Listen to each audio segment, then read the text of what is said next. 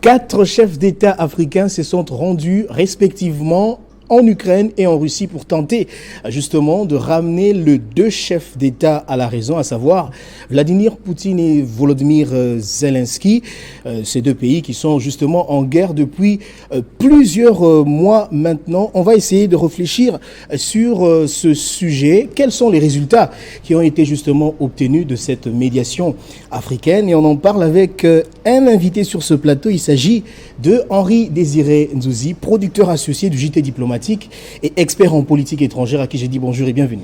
Bienvenue, merci. Merci infiniment, Christian. C'est toujours un plaisir de tourner une émission avec vous. Merci, plaisir partagé. Voilà, on a toujours droit à des analyses très objectives et très réfléchies. Merci à vous. Alors, vous revenez fraîchement de Lubumbashi, où vous avez pris part à un forum sur les mines. De quoi était-il question exactement? Alors, il s'agissait de la 18e édition de la DRC Mining Week, qui est un rendez-vous très important qui réunit en fait tous les acteurs du secteur minier opérant en République démocratique du Congo, mais aussi les sous-traitants, les pouvoirs publics, tous ceux qui, de près ou de loin, font vivre ce secteur. Et cette année, le focus particulier a été mis sur la sous-traitance. C'était un rendez-vous attendu qui s'est déroulé dans de bonnes conditions. Et je pense que c'est une vitrine pour les entreprises minières qui sont en recherche de nouveaux débouchés, mais aussi pour celles et ceux qui, par leurs agissements, en fait, sont impliqués aussi, je dirais, dans l'évolution du secteur, à l'aune évidemment des grands enjeux du moment. Et la RDC étant un pays minier par excellence, il était donc normal que ces professionnels du secteur se réunissent une fois de plus. Est-ce que vous pensez qu'un focus sur le secteur des mines aujourd'hui peut favoriser le développement de la RDC? Oui, absolument, parce que bon, comment on ne va pas revenir sur le potentiel de la RDC. On parle de 24 000 milliards de dollars en termes de valeur, en tout cas pour ce qui est des différents gisements. Mais la RDC aujourd'hui est en pointe, notamment dans le secteur de la batterie, parce que vous le savez, c'est l'enjeu de demain. Au moment où nous parlons de transition écologique et développement durable, la RDC, c'est quand même près de 70% des réserves de cobalt. C'est un producteur important de lithium, de coltan. Et donc, la RDC, forcément, fait l'objet d'une attention très particulière de la part à la fois des investisseurs, mais aussi de pays occidentaux qui sont à la recherche, qui ne sont pas les seuls, hein. On peut parler également des puissances émergentes, de débouchés nouveaux pour pouvoir alimenter un secteur qui sera vraisemblablement un secteur d'avenir.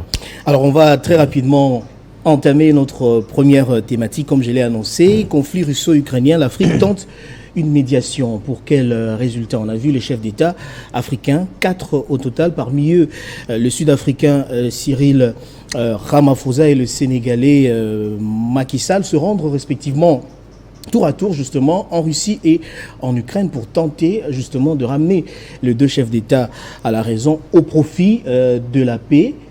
Est-ce que cette médiation africaine était-elle opportune? Écoutez, moi je parlerai volontiers de mobile d'opportunité et de conséquences. Au niveau du mobile, oui, écoutez, l'Afrique qui est traditionnellement en retrait, pour ne pas dire absent, des grands dossiers internationaux, avait une opportunité de jouer sa propre partition, avec évidemment en toile de fond le problème justement de l'exportation des produits céréaliers, dont une partie importante des pays africains reste dépendant. Au niveau de l'opportunité, vous savez, à l'heure actuelle, il y a des efforts qui sont consentis par certains États pour essayer de ramener précisément Kiev et Moscou à la raison. Et il fallait donc tenter quelque chose pour s'inscrire dans une dynamique générale de discussion, pour ne pas dire de négociation. La seule difficulté, évidemment, c'est que cela manquait de crédibilité. Aujourd'hui, il y a un conflit au Soudan, il y a d'autres conflits antérieurs pour lesquels les Africains ne se sont pas du tout mobilisés. Alors, en RDC notamment. Notamment, et donc l'idée de voir comme ça ces 4 chefs d'État qui auraient dû être 7 au départ, ce qui déjà plombait l'objet même de la mission, rendait les choses un peu compliquées. Dès lors que vous avez un chef d'État ukrainien qui, par la voix de son conseiller spécial, estime que l'Afrique n'a ni l'influence ni la capacité politique et diplomatique pour influer sur le cours du conflit. Il était donc visiblement prévisible que finalement le président ukrainien accorde une fin de non-recevoir à une mission avortée qui dès le départ manquait singulièrement de crédibilité et qui surtout a suscité la méfiance des autorités ukrainiennes, car vous le savez, l'Afrique du Sud qui avait pris cette initiative est un membre éminent des BRICS, Brésil, Russie, Inde, Chine, Afrique du Sud, et qui fait l'objet aujourd'hui de nombreuses critiques parce qu'effectivement, il y a ce fameux mandat de la CPI que l'Afrique du Sud ne compte pas du tout exécuter.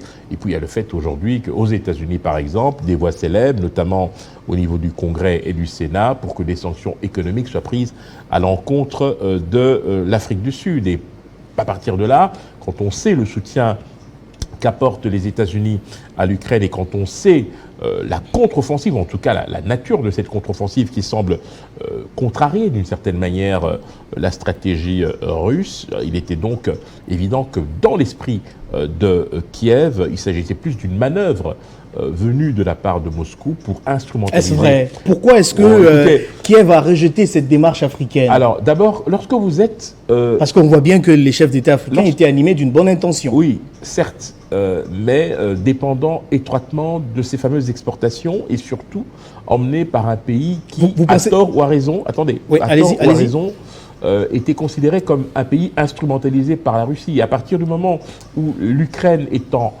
contre-offensive, il n'est pas des questions, dans son esprit, en tout cas dans celle de Volodymyr Zelensky, de pouvoir interrompre une dynamique qu'il semble considérer comme étant de son côté, pour pouvoir ouvrir des discussions, alors qu'un certain nombre de revendications ou d'exigences n'ont pas été respectées du côté russe. Ça, c'est la perception de Kiev, bien évidemment. Et donc, il y avait déjà ce problème, dès le départ, de crédibilité, et qui avait été relevé par le conseiller du président ukrainien. Mais cette perception de l'Ukraine n'est pas partagée par toute la communauté internationale. Certes, mais n'oubliez pas que l'Ukraine, aujourd'hui, est soutenue par le camp occidental, qui considère que aujourd'hui, s'il y a effectivement une fenêtre d'opportunité pour des discussions avec Moscou, il faut que les préalables soient remplis. Et dans l'esprit de certains, et on pense évidemment à l'Ukraine, mais aussi à certains de ses alliés, ces préalables ne sont pas encore réunis que pour qu'il y ait, pour l'instant, des discussions entre les deux. Alors, je vais très rapidement demander à la régie de nous diffuser un élément produit par nos confrères de TV5 Monde pour en savoir un peu plus sur ce qui s'est passé exactement. Après l'Ukraine, la Russie, et plus précisément Saint-Pétersbourg, où attendait Vladimir Poutine. Ce samedi, la délégation africaine, emmenée par 4 chefs d'État, a poursuivi sa mission de paix dans la guerre Ukraine-Russie. L'accueil du président russe a été chaleureux, réservant à l'allié sud-africain arrivé en premier un entretien à part. La Russie veut absolument montrer qu'elle n'est pas isolée, filmant en longueur tout passage de dignitaires étrangers.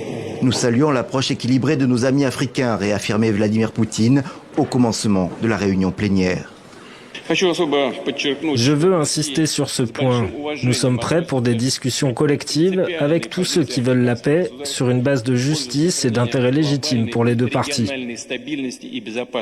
Pour le président Ramaphosa qui a pris la parole, il y a un message, cette guerre doit prendre fin. Nous croyons qu'il est temps pour les deux parties de négocier. Négocier une fin à cette guerre, car elle cause beaucoup d'instabilité et de dommages dans différents États du monde. Nous, en tant que pays africains, nous ressentons l'impact de cette guerre. Le président sud-africain n'a pas oublié de demander que le trafic de céréales sur la mer Noire reste ouvert. L'année dernière, l'Afrique a été très touchée par l'envolée des prix et des pénuries dues aux perturbations de l'exportation des céréales.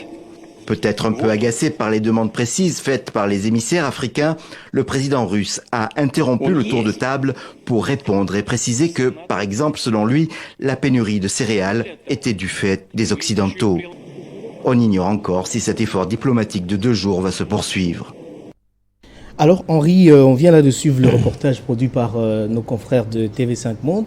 Mais j'aimerais savoir à quel niveau les pays africains ont subi l'impact de la guerre russo-ukrainienne? Alors d'abord préciser que lorsque l'on parle de ce fameux accord céréalier, depuis qu'il a été négocié, en fait, il était prolongé tous les 3 mois.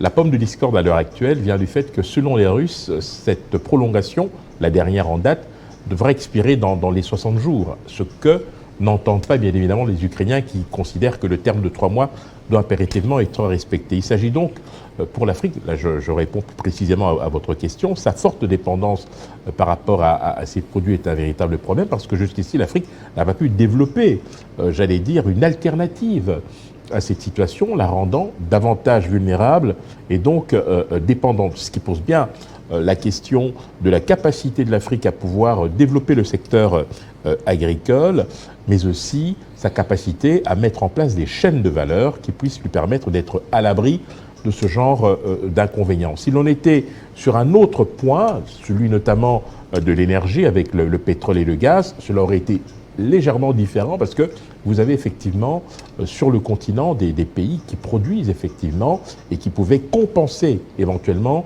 cette rupture d'approvisionnement. Alors, qu'adviendra-t-il en termes de connaissances si jamais, puisque vous parlez de l'accord céréalier, si jamais la Russie venait à le quitter? Parce qu'il y a déjà des menaces dans ce sens. Oui, mais c'est une manière aussi de mettre les Occidentaux face à leurs responsabilités, puisque Moscou pointe du doigt la responsabilité de l'Occident dans cette situation. Donc pour l'instant, on est en train de se renvoyer la balle. Alors je dirais que c'est un exercice qui ne mène à rien. Il faudra donc une nouvelle initiative qui sera prise à ce moment-là par un pays, j'allais dire, un peu plus représentatif et beaucoup plus, j'allais dire, crédible. On pense évidemment à la Turquie qui était déjà à la manœuvre lorsque le premier accord avait été, disons, trouvé à l'été dernier. On s'en souvient. Il faudra effectivement trouver d'autres marges de manœuvre. Alors, ce déplacement des chefs d'État africains prouve à quel point l'Afrique, les économies africaines dépendent de l'extérieur. Est-ce que vous pensez qu'il est temps que les chefs d'État ou l'Afrique, en tant que continent, travaillent finalement sur son autonomisation?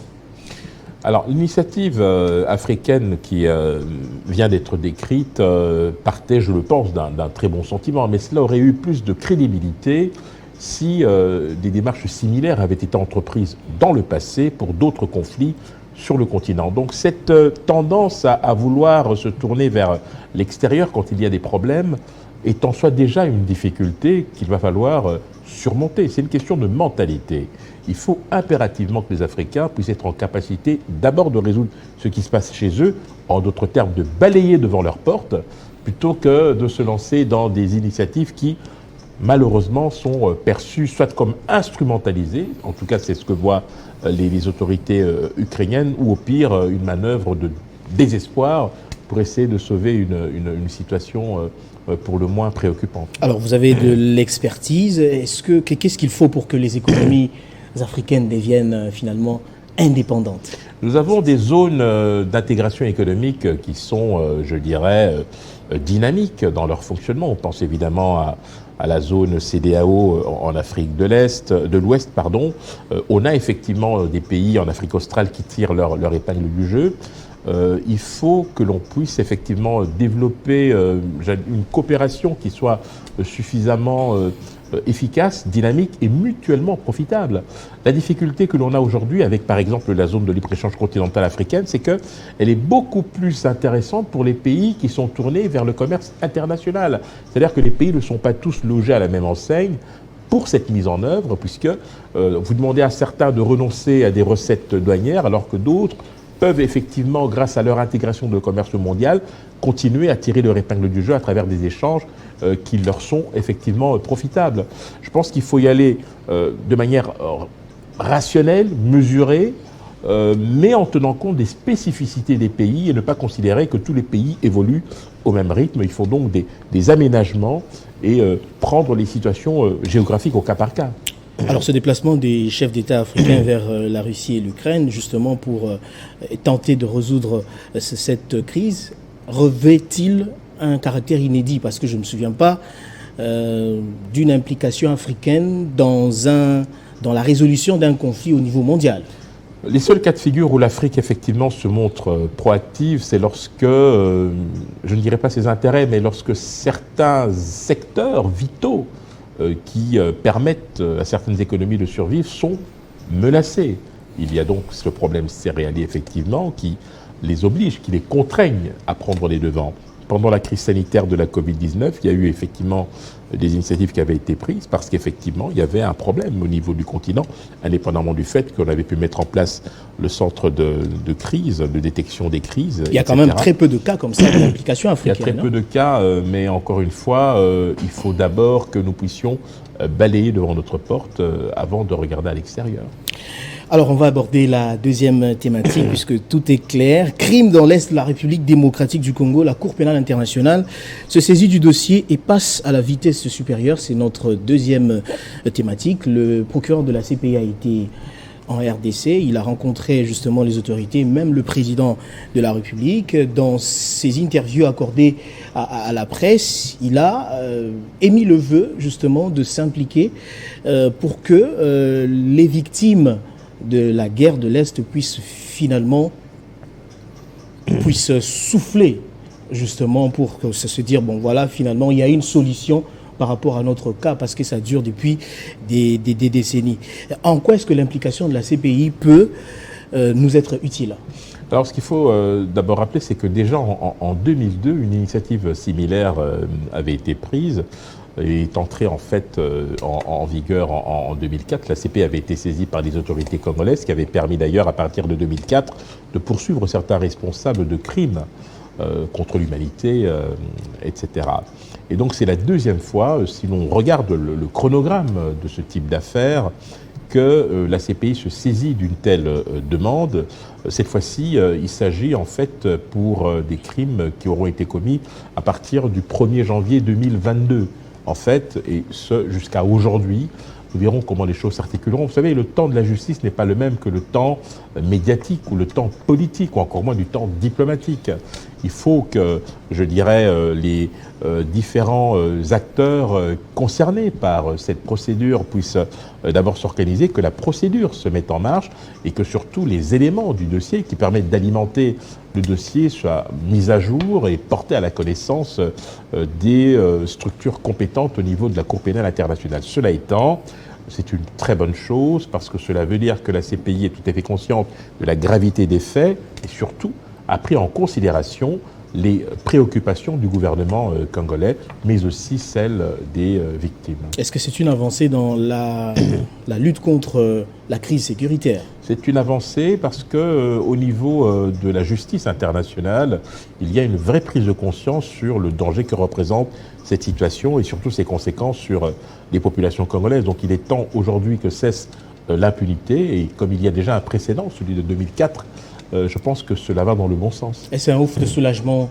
pour les victimes. C'est un début de soulagement. Nous verrons comment les choses s'articuleront.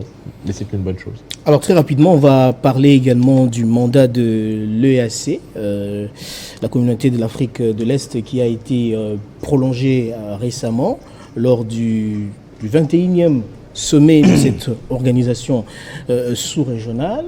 Et pourtant, lors de sa prise des paroles, lors du sommet de la SADC, le chef de l'État était clair.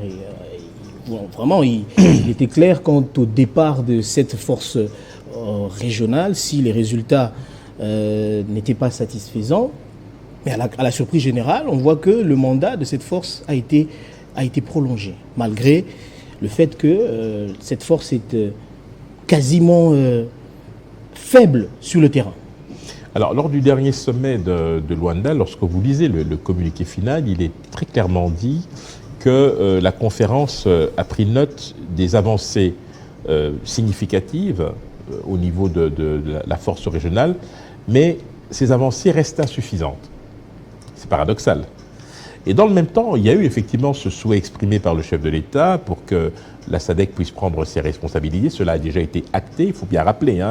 Il y a au niveau du pacte d'assistance mutuelle ou de défense mutuelle de la SADC, vous avez l'article 6 qui dispose notamment que lorsqu'un pays est menacé ou attaqué, eh bien, les autres pays membres sont donc solidaires et donc interviennent pour protéger le pays agressé. Vous savez, les choses ne s'articulent pas de manière aussi facile qu'on pourrait l'imaginer. Même si l'on veut aujourd'hui que la force régionale est-africaine parte, il y a des procédures qu'il faut respecter. D'abord, cette force régionale est liée au gouvernement congolais par un accord de siège. Et dans cet accord de siège, il y a toute une liste d'obligations, de droits, de devoirs entre les deux parties. Maintenant, il faut s'en remettre toujours à ce fameux communiqué qui prévoit notamment pour le 23 juin, donc c'est la semaine prochaine, cette fameuse réunion quadripartite entre la SADC, entre la Conférence internationale sur les genres. Henri, excusez-moi de vous couper, est-ce que cette évaluation qui était prévue justement le 15 juin a-t-elle eu lieu? Alors, on va dire pas tout à fait, parce que nous avons ce sommet quadripartite, CIRGL, SADC, Communauté économique des États d'Afrique centrale et bien évidemment les États d'Afrique de l'Est, qui a pour un double objectif finalement, d'une part améliorer la coordination des efforts et des initiatives pour la paix dans la sous-région, et deuxième objectif évidemment c'est de renforcer la coordination mais aussi l'opérationnalisation du cadre pour l'évaluation et le suivi de la mise en œuvre du cessez-le-feu. Et donc, si on se retrouve avec un dispositif SADC qui est annoncé pour les prochaines semaines, et si dans le même temps vous avez une présence de la force Est régionale, il faut que des règles d'engagement claires soient définies, et c'est l'objet de cette importante réunion qui est placée sous l'égide de l'Union africaine et qui connaîtra la participation des Nations Unies et qui est prévue donc pour le 23 juin prochain à Luanda. Quel faudra-t-il attendre de cette quadripartite? Vous savez, moi, ce qui me dérange, en fait... C'est une énième réunion, c'est un énième sommet. Le problème, il y en a eu vous savez, beaucoup précédemment. Lors du dernier sommet à Luanda, le président rwandais n'était pas présent. Alors qu'il est très concerné par le problème, il n'y avait que 2 présidents africains présents. Le chef de l'État congolais, Félix Antoine Tshisekedi Tshilombo, et le président centrafricain. Donc, j'ai l'impression, c'est mon point de vue évidemment, qu'il y a une forme de désintérêt ou de lassitude par rapport à ce dossier. La seule conséquence visible sur le terrain, c'est un renforcement du M23 dans ses positions et une forme de laxisme insupportable lorsque l'on voit comme ça des troupes de la force régionale cohabiter tranquillement avec un groupe armé qui fait mine de se désengager, mais qui continue à tirer les ficelles sur le plan administratif. Donc encore une fois, se rencontrer c'est très bien, prendre des décisions, c'est bien, mais c'est encore beaucoup mieux de les mettre en œuvre. Nous attendons qu'il y ait une réponse qui soit tout à fait à la hauteur des enjeux. Pour l'instant, cette réponse n'arrive pas. On verra ce que donnera la réunion du 23 juin prochain. Voilà. Henri, on voit bien que les autorités congolaises continuent à miser sur la diplomatie. Est-ce qu'au stade actuel, il faut toujours continuer à croire en la diplomatie, Henri? Vous êtes un expert en politique étrangère. Je crois que, à l'instar de ce qui se passe en Ukraine aujourd'hui, en dépit des efforts, le fight and talk reste la seule option possible. Vous avancez sur le terrain, mais vous vous aménagez néanmoins des espaces de discussion. Ah, c'est très bien dit et tout est clair. Voilà qui met fin à cette émission. Votre dernier mot? Non, écoutez, restons résolument optimistes, mais pas trop. Merci à vous tous de nous avoir suivis de partout dans le monde. Cette émission est terminée. Au revoir.